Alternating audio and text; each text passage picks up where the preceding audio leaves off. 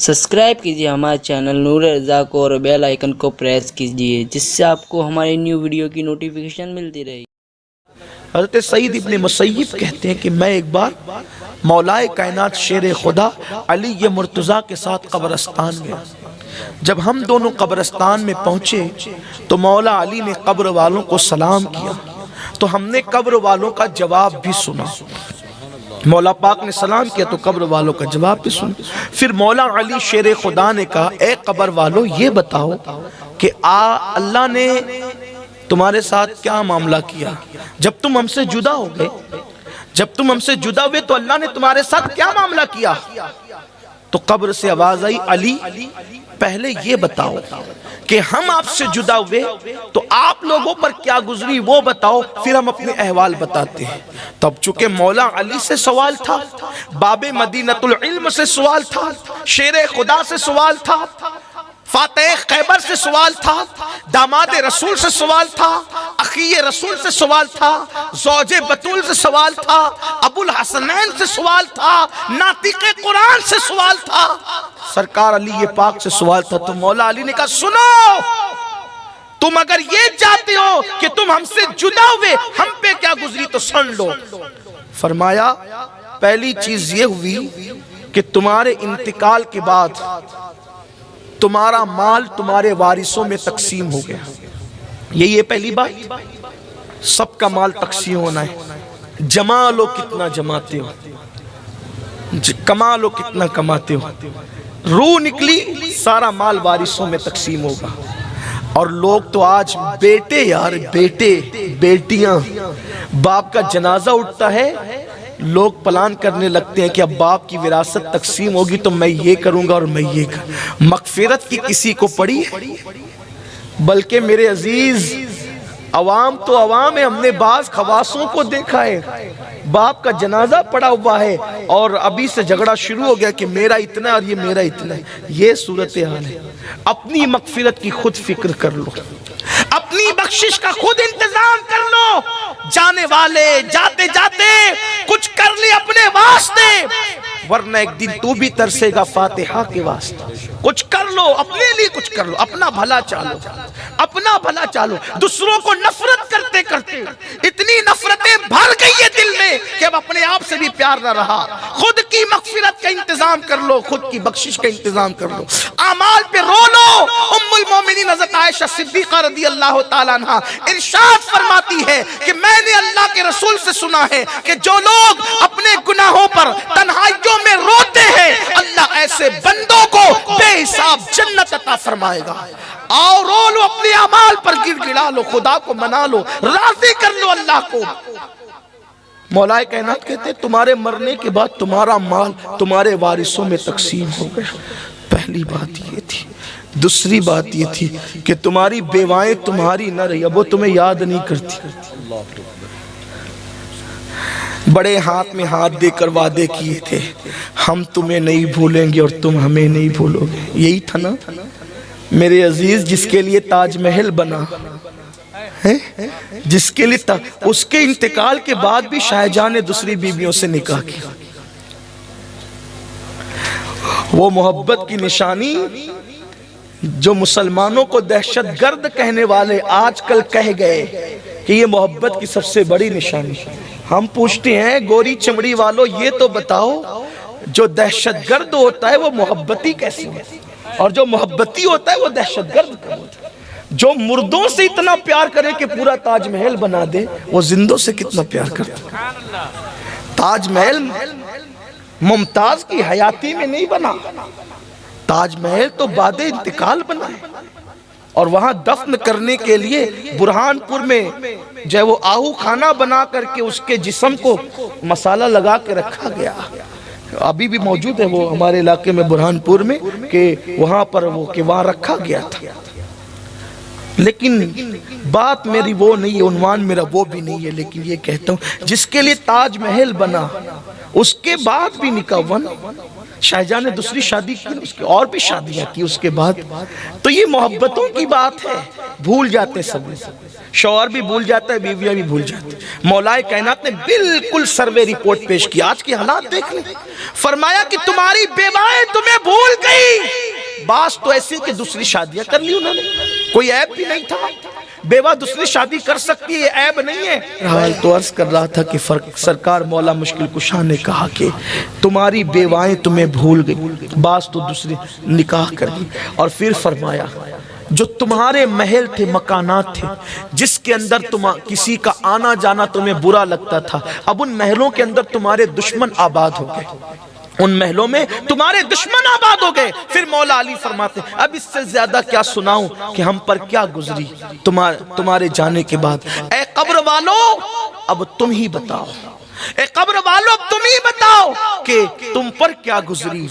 सत सईद इब्ने मुसय्यिब फरमाते हैं कि कब्र से गमगीन सी आवाज आई, अली तो सुनिए। एक कब्र से गमगीन सी आवाज आई, अली तो सुनिए, जब हम आपसे जुदा हुए तो हम पर क्या गुजरी। आवाज आई, अली जब कब्र में आए तो इतना अंधेरा था कि एक हाथ को दूसरा हाथ सुझाई नहीं देता था, एक हाथ को दूसरा हाथ सुझाई नहीं देता था, मिट्टी मिट्टी है, ऊपर नीचे आगे पीछे दाएं बाएं। और अली सुनो सुनो, जिन आंखों पर बहुत इतराया करते थे, आंखों का बड़ा इस्तेमाल करते थे, सही गलत की कोई फिक्र न थी, वो आंखें पानी बनकर बह गई, हमारी आंखें पानी बनकर बह गई। और फिर आवाज आई, अली हमारे सारे बाल झड़ गए, सर के बाल पूरे जिस्म के बाल झड़ चुके, आंखें पानी बनकर बह गई, सर के बाल झड़ गए।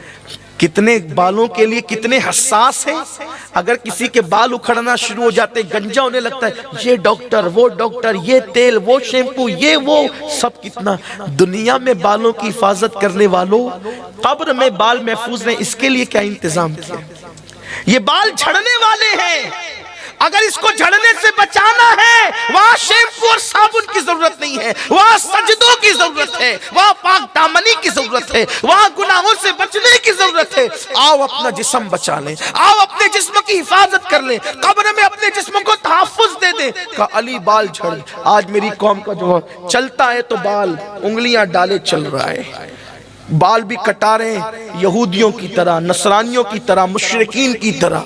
अब तो लोग बाल भी कटा रहे, तो बाल कटाने में लोगों का हाल चिपकली स्टाइल बाल में, हंसने की बात नहीं है, चिपक ऊंट का स्टाइल, इधर से टकला इधर से टकला उधर बाल। इस बारे में रिवायतें मिलती है, अगरचे मुहद्दिसीन ने उस पर ज़ोफ का हुक्म लगाया है, लेकिन इबरत के लिए अल्लाह के हबीब अलैहिस्सलाम के फरमान का मफहूम है कि करीब क़यामत मेरी उम्मत के लोग बुख्ती ऊंट की तरह अपने बालों को रखेंगे, यानी जैसे ऊंट को पूरे काट दिए जाते हैं बाल और ऊपर उसकी गद्दी रहती है। आप देखें नौजवान लड़के और उसको कटाने के लिए बड़ी बड़ी दुकानों पे जाते हैं, कुछ लोग तो मुंबई बेंगलोर और बड़े बड़े शहरों का सफर करते हैं बाल कटवाने के लिए। शर्म नहीं आती? माँ बाप बीमारी से उधर झुलस रहे, दवाइयों को पैसा नहीं देते और कई कई 100 रुपए सिर्फ बाल कटाने पे लगाते हो। बहन के जहेज के इंतजाम के लिए बूढ़ा बाप मजदूरी कर रहा है और दूसरों के देखा देखी तुम सैकड़ों रुपए बालों पे खर्च कर देते हो। हुजूर की सुन्नत के मुताबिक बाल रखने में शर्म आती है और उन बदबख्तों नचनियों की तरह बाल रख रहे हो। इन बालों का अंजाम क्या है सुनो, ये बाल झड़ जाएंगे, कब्र में गिर जाएंगे, आंखें बह जाएगी। ये वो आंखें जिनसे गंदे मनाजिर, गंदी फिल्में, नंगी फिल्में, थिरकते हुए जिस्म देखते हैं, बहेगी और बाल झड़ जाएंगे। आओ, अगर बाल ही रखना है तो सालिहीन के तर्ज पे रखो, बाल ही रखना है तो सुन्नत मुस्तफा के मुताबिक, जिसको जैसा करते देखा करने लग गए।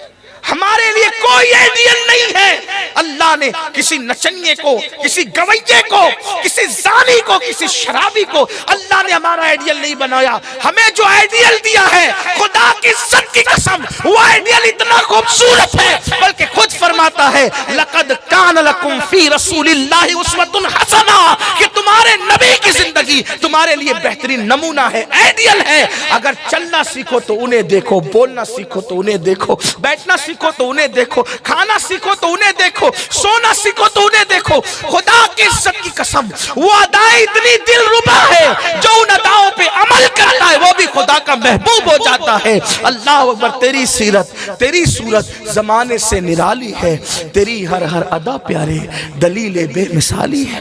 آؤ نقل ہی کرنا ہے تو ان کی نقل لباس میں کریں، بالوں میں کریں، اٹھنے میں کریں، بیٹھنے میں کریں۔ ارے ان کا چلنا تو اتنا خوبصورت ہے کہ قرآن کہتا ہے لا اقسم بہذا البلد، یہ ان کی ادائیں چلنے کی۔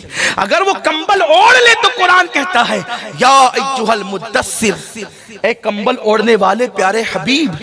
اگر وہ صحابہ میں بیٹھ جائیں تو قرآن کہتا ہے یا ایھا المزمل، اے جھرمٹ مارنے والے محبوب۔ اللہ اکبر، حد تو یہ ہے کہ اگر وہ پیارا محبوب، وہ پیارے حبیب تکلم ریز ہو جائیں تو قرآن کہتا ہے وما ينطق عن الهوى ان هو الا وحی یوحى، کہ وہ پیارا حبیب۔ مولا مشکل کشا نے فرمایا مال وارثوں میں بٹا، بیوائیں تمہیں بھول گئی، تمہارے گھروں میں تمہارے دشمن آباد ہو گئے۔ اور پھر قبر سے جو جواب آیا کہ آنکھیں بہہ گئی، سر کے بال جھڑ گئے، اور پھر کہا کہ ہمارے گالوں کو قبر کے کیڑے کھا رہے ہیں، جسم کو قبر کے کیڑے کھا رہے ہیں۔ اور پھر آواز آئی علی، حضرت سید ابن مسیب کہتے ہیں علی یہ پیٹ پھٹ گیا اور اس سے اتنی بدبو نکل رہی ہے کہ اگر ہم پر کوئی اور بھی عذاب مسلط نہ کیا جائے، اگر ہم پر کوئی اور بھی عذاب مسلط نہ کیا جائے تو ہمارے پیٹ کی بدبو ہی ہمارے لیے بہت بڑا عذاب ثابت ہو سکتی ہے، اور ہمارا کفن بھی ہم سے چھین لیا گیا۔ علی اس سے زیادہ آپ کو اور کیا قبر کے احوال بتائیں۔ سید ابن مسیب کہتے ہیں یہ سن کر مولا علی اتنا روئے کہ مجھے ڈر لگنے لگا کہ روتے روتے علی یہ مرتضیٰ کی جان نہ نکل جائے۔ تو میں دعا کر رہا تھا کہ اللہ علی کو توفیق دے کہ وہ رونا بند کر دیں، اور ان کو اللہ عافیت اور امن نصیب فرما، سکون نصیب فرما۔ یہ سید ابن مسیب رضی اللہ تعالیٰ کا فرمان ہے۔ سوچو جن کو رسول پاک نے جنت کی بشارتیں دی ہے، وہ قبر کے احوال سن کر اس طرح روتے ہیں کہ لوگ گمان کرتے ہیں کہ کہیں جان نہ نکل جائیں، دعا کرتے ہیں کہ اللہ ان کو سکون عطا فرما دے، لیکن اپنا حال یہ ہے کہ دنیا کی رنگریلیوں میں قبر کو بھول گئے۔